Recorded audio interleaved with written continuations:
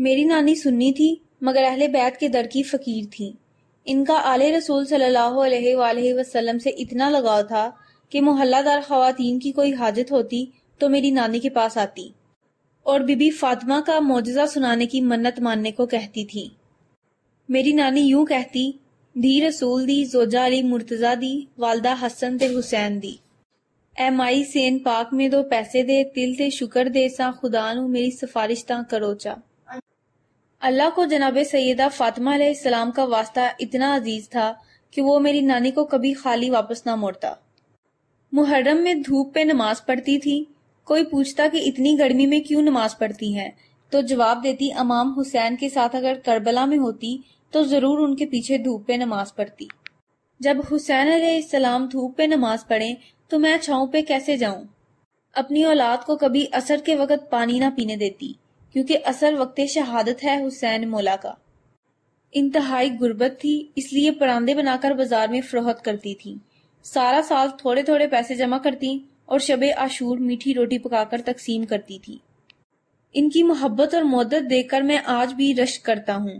وہ بغیر کسی لالچ کے غیر ماتمی عظیم شیعہ تھی۔ جب فوت ہوئی تو اہل سنت کے ساتھ ساتھ اہل تشیع نے بھی جنازے میں شرکت کی۔ میرے دل کو جب پروردگار نے اہل بیت کے نور سے روشن کیا تو اس سے پہلے میں ایک محب اہل بیت ماں اور نانی کے باوجود اہل بیت سے ویسی محبت نہ رکھ سکا جیسی میری ماں اور نانی رکھتی تھی۔ شاید ماحول کا اثر تھا کہ میں کبھی بھی اہل بیت کا طرفدار نہ تھا۔ جیسے ہی آل رسول نے مجھ پہ ترس کھایا اور اپنا غلام نامزد کیا تو مجھے معاشرے میں بہت نفرت کا سامنا کرنا پڑا۔ میرے نانا سخت قسم کے غیر شیعہ تھے، پھر ارد گرد کا ماحول اس قسم کا تھا کہ وہاں تشیع سے شدید نفرت کی جاتی تھی۔ جب میں نے فقہ جعفریہ اختیار کیا تو دن میں کئی گروہ آتے جو مجھے تبلیغ کرتے، کوئی شیعوں کی کتب اٹھا کر دکھاتا، کوئی غیر ذمہ دار ذاکرین کی سیڈیز دے جاتا۔ میرے نانا نے مجھ سے قطع کلامی کر لی اور اپنی جماعت کے چند لوگوں کو میرے قریب کیا تاکہ وہ مجھے یہ یقین دلا سکیں کہ میں کافر ہو چکا ہوں اور جو مسلک میں نے چنا ہے وہ دنیا کا بدترین کفر پہ قائم ہے۔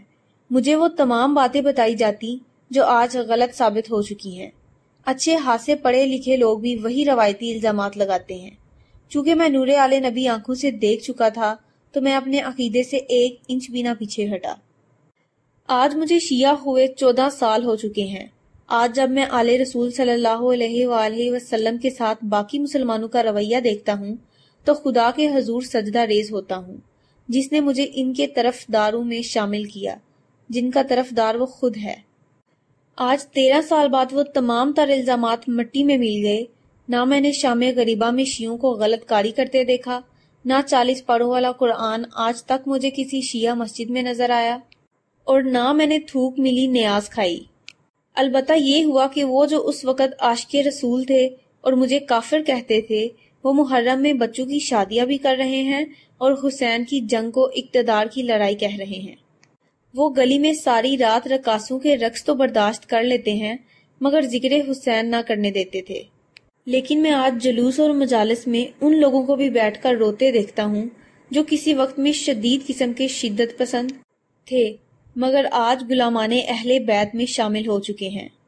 کسی کو اولاد اس در سے ملی تو کسی کو رزق کی فراوانی اللہ نے عطا کر دی، کوئی لا علاج مرض سے شفا یاب ہوا تو کوئی پھانسی کے پھندے سے اسی گھرانے کے صدقے واپس آیا۔